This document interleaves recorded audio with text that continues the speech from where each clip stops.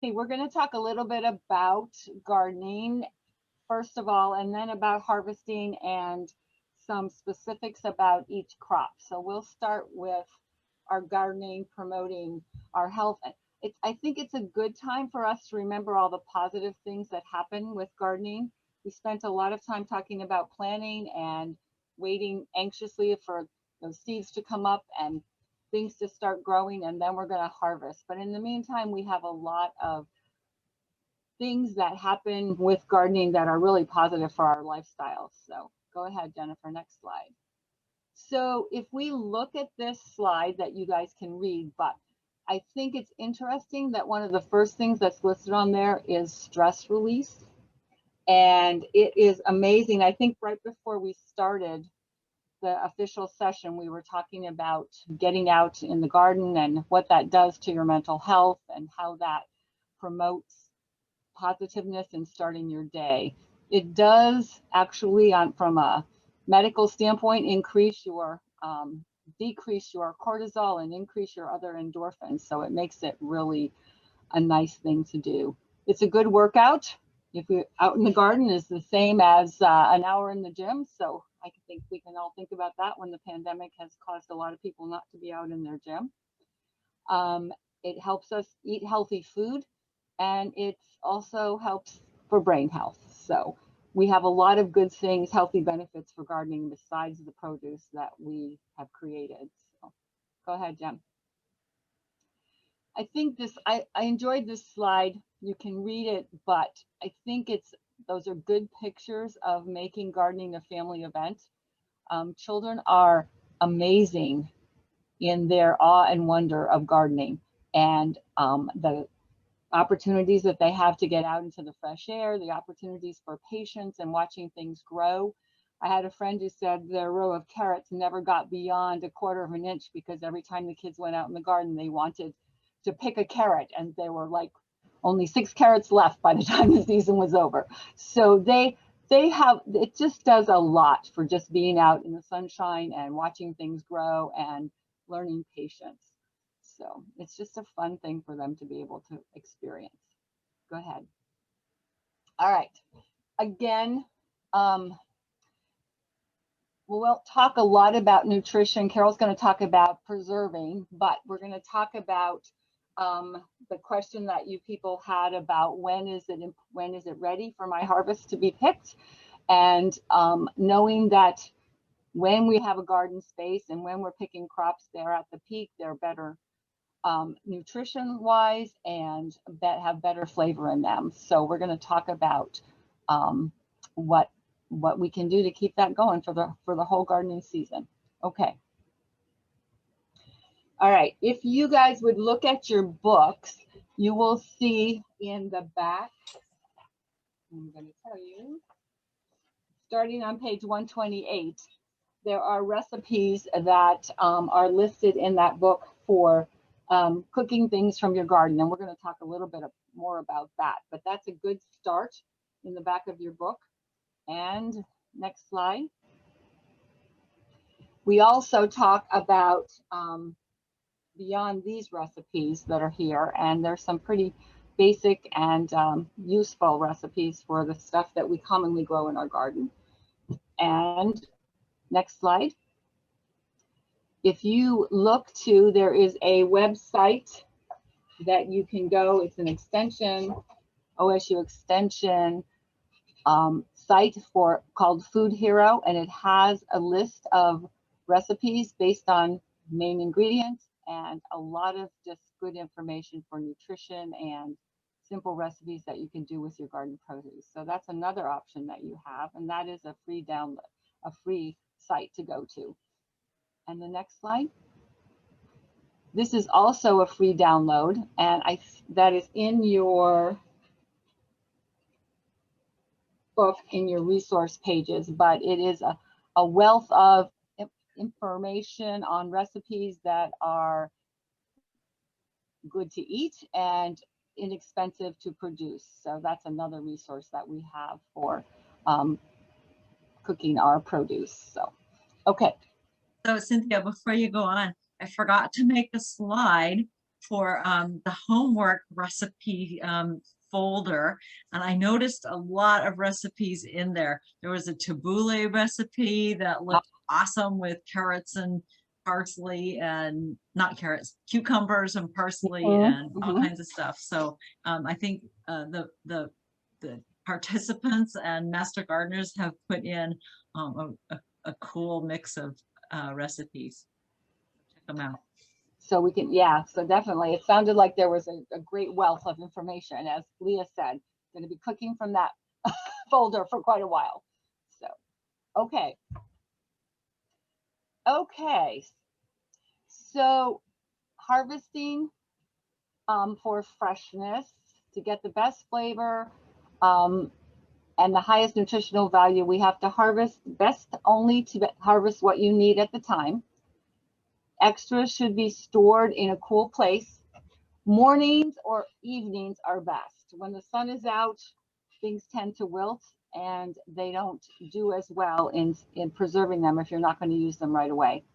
I found this interesting. It says, do not bruise the produce, which is really true. And I was thinking about children being in the garden, and sometimes that's just something that we're going to have to deal with, because that's part of the experiment, the experience and the experiment. When we have a mushed tomato and not everything comes into the kitchen in perfect condition, but it is the best idea to hand pick and not squish things down in your buckets so that we can get the best out of it.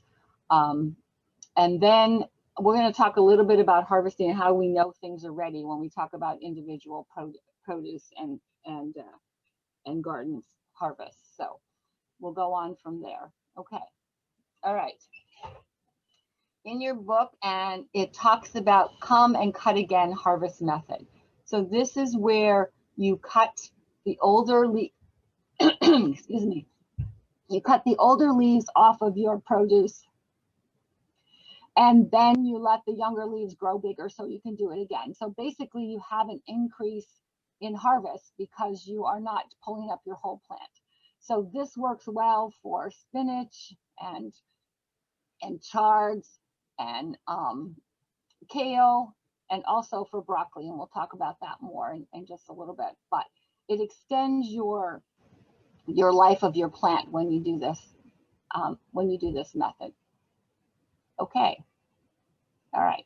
So on page 107 is, it's okay, Jennifer, you're okay, is this crop by crop guide. So if you look at it on 107, you will see that it lists alphabetically 30 crops. We're not going to go through all of those crops, but we're going to pick out some to talk about today. But it will talk about when to harvest, use and storage, and the nutritional value. So it's really a very succinct resource for you to use when you're looking for what's happening. Okay. And those are the 30 crops that are listed in there. Okay. So we're going to talk about the top 10 crops for best value. And if you will notice, the first thing that I have listed here are herbs. I thought this was a really good slide because it tells you, look at that little bunch of mint, $1 a bunch, lemon balm, basil, all of those things. If you've ever grown an herb and you've had success with it, you will know that you have a season long, many dollars worth of herbs in there. So that's one of the first things that is the best value for growing when we have the space for doing that. Okay. Basil is the first thing that we're going to talk about. If you look at that, the harvest season goes. I just planted my basil inside in the sunny south window, and to get it out to transplant later on in the season after it grows up. So harvesting is from July to September. So if you look at that little slide on the side, you have leaves that are 3 to 6 inches. You can have purple basil, you can have green basil. Harvesting from the top, you take a few leaves at a time. It encourages growth. If it flowers, we need to pick those flowers off so the leaves will continue, and the flowers, it'll go to seed and you won't have any more crop there. So when you pick it, if you're not going to use it right away, it can be stored. I put mine in an airtight bag in the refrigerator. People say that you can do it in a cup of water.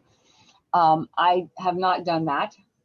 You can use it if you have a big crop that you're doing, then you blend it with veggie oil, and then you can put it in the freezer, and then you can use it all through the winter season. I think, Jennifer, when you talked about your salad dressing, this just reminded me it's perfect to have it fresh, and then it's also good to have it frozen and use it during the winter. So those are one of the good things that we can do with basil. It's a very, other than using it in a vinegar salad dressing, it can go into your frozen, can go into your tomato sauce during the winter. It can go into a lot of things. I have basil right now that I'm using, and it can go into a lot of things. It makes it in cooking and in fresh and salads. So it's very, very tasty.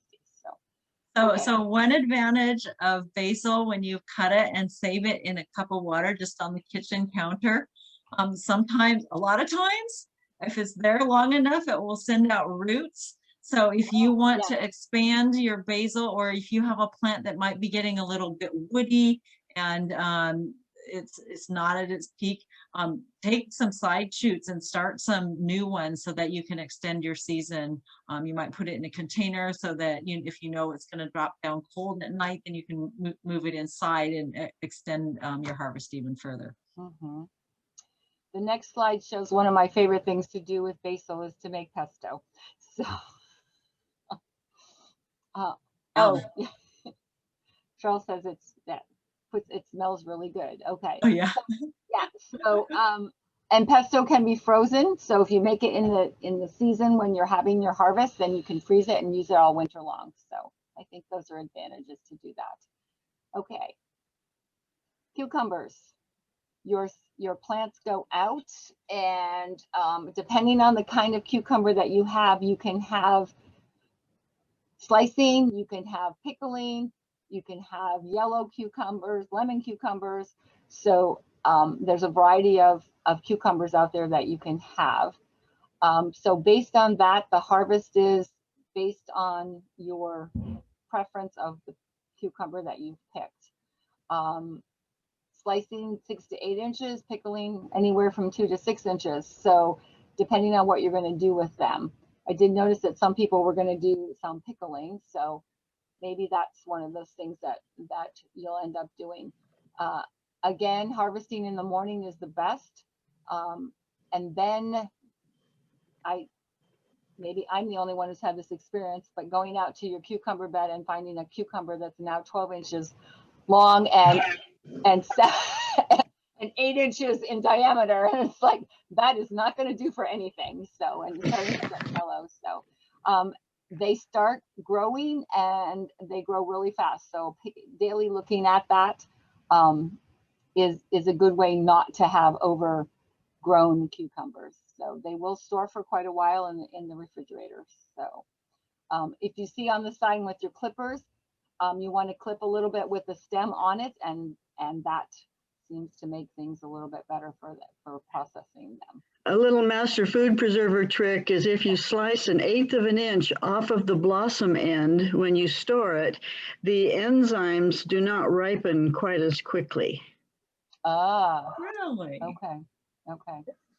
I have also done, and this was something that I read a long time ago, way before I was a master gardener, but in organic gardening, where your overripe cucumbers, if you slice off the end when you're going to use it and you rub it, you get some of that bitterness goes away, goes out of the cucumber. So you can save it a little bit. So, I mean, if it's huge, you're not going to save it, but so I think that's, yeah, we can do that. I didn't know that, Diane, so that's good information too. So, okay.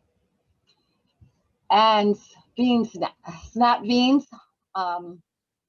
These are not Jennifer's 7 feet tall beans, but they are prolific in growing. So they also can get overgrown if you're not watching them, but they will do harvest from July to September. And you have to look at them. You want them to be picked before the pod. You can really see the bean in the pod. So they'll be the most tender then.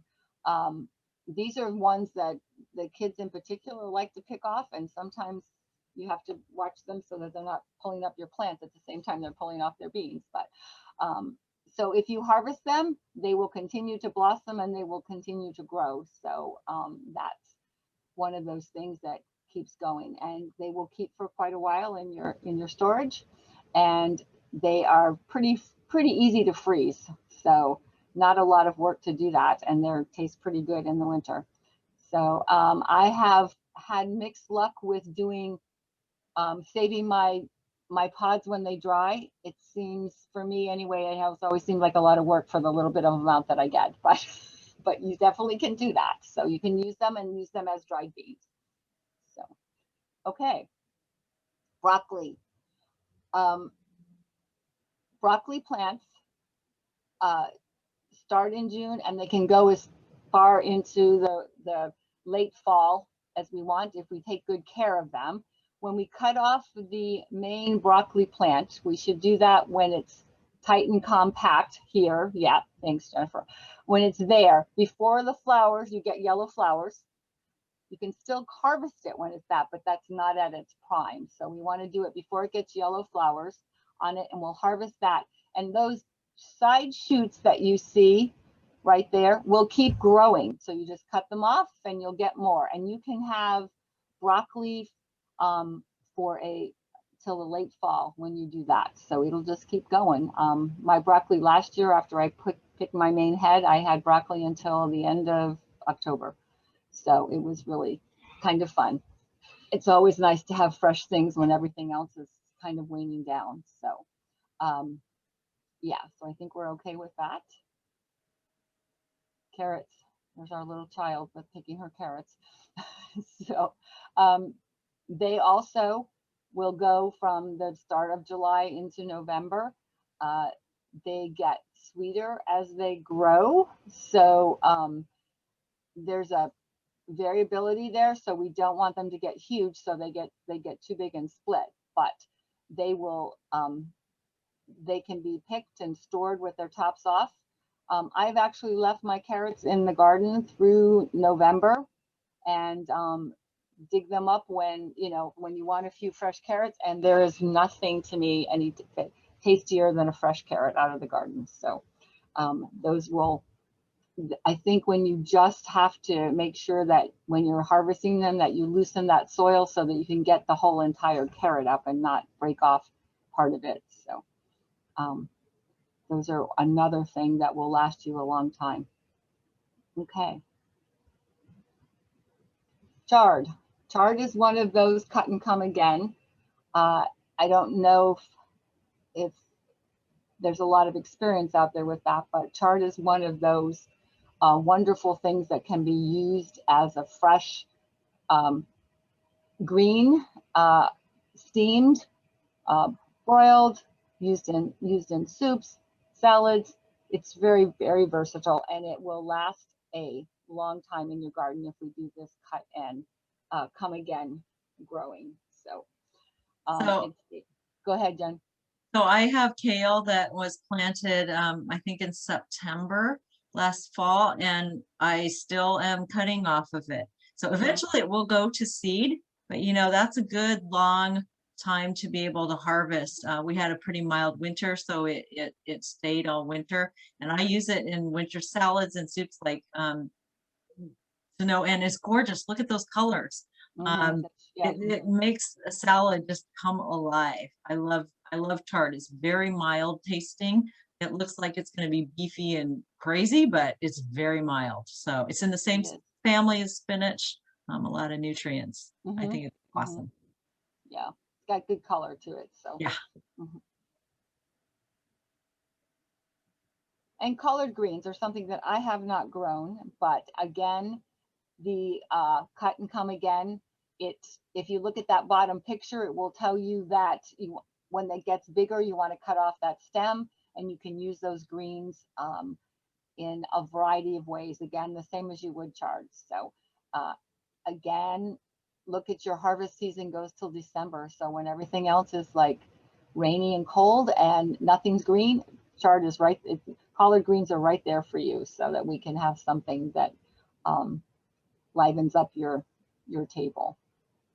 Okay. Yeah, so I don't remember what class I was talking about. If I said this already, I'll say it again.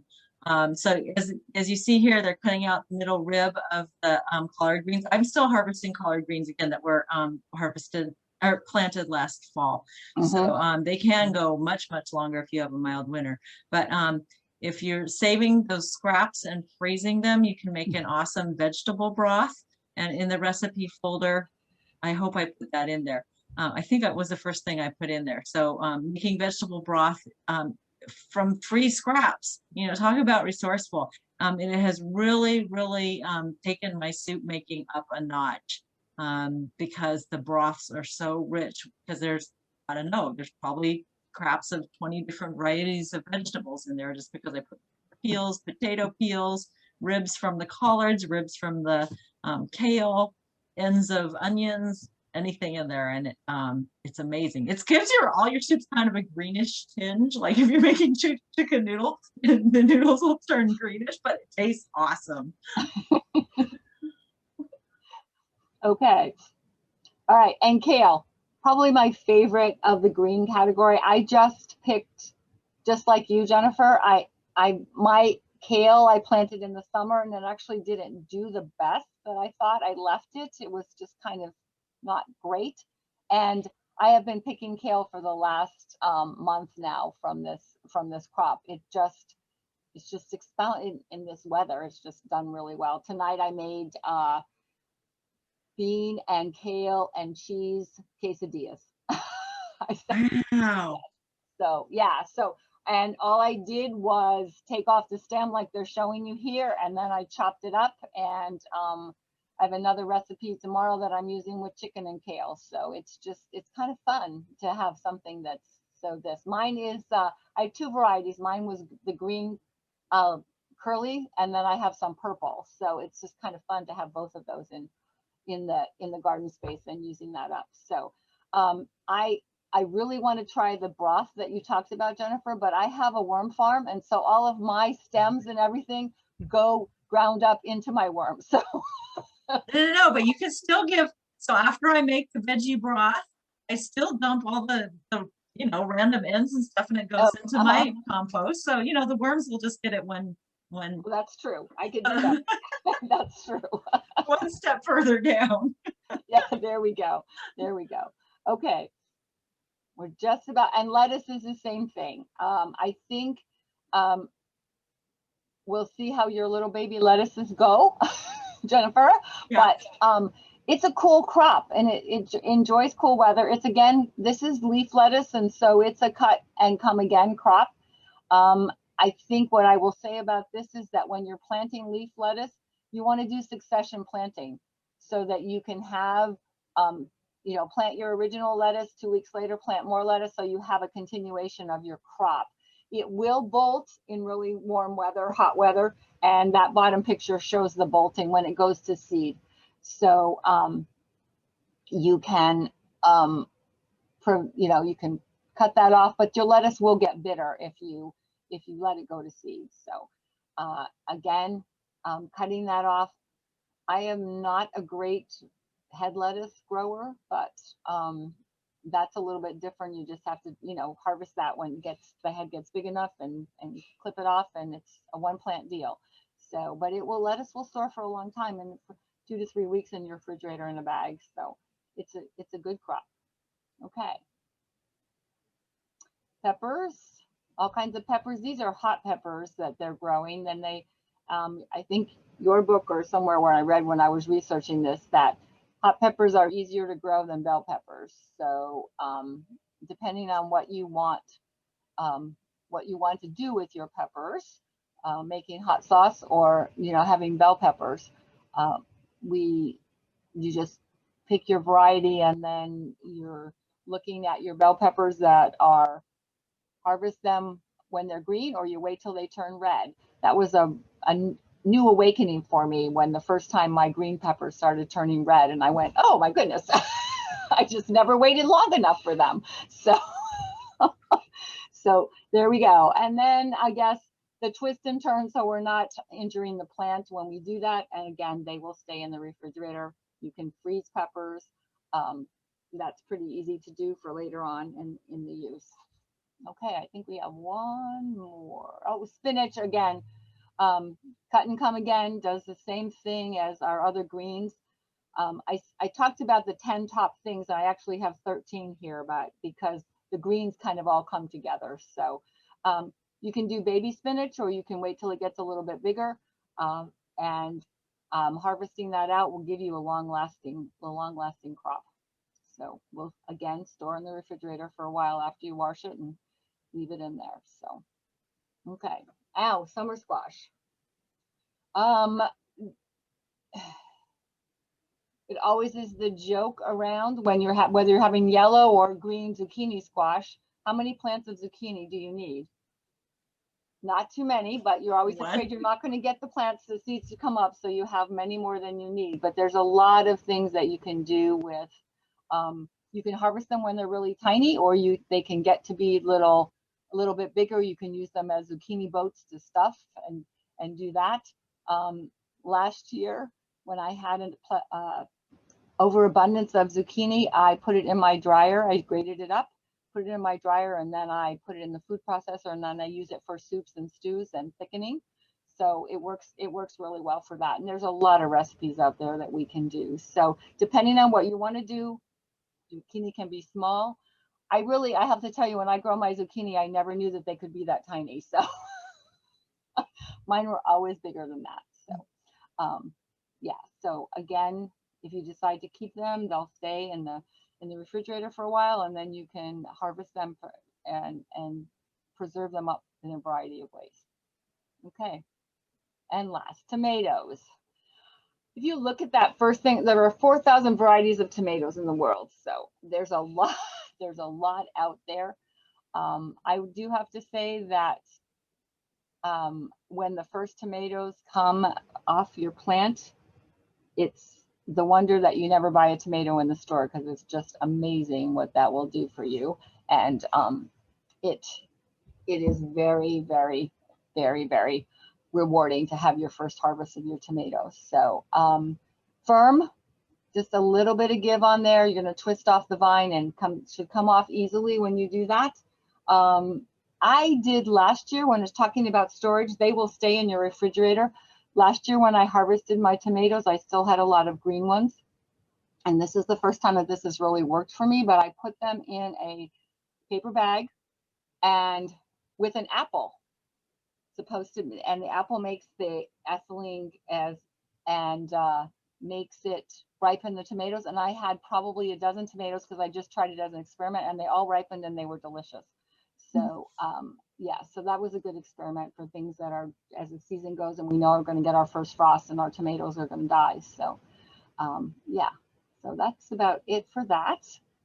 And then this is just my Gazpacho recipe, which I did not put in the folder, but it just reminded me that all the things that we talked about go into this cold tomato soup, basically. So it just gives us a little bit of something that we can do with all the produce that we get, mostly at the same time. And I liked it because of the basil, because I always have lots of basil, so it's always good to do that.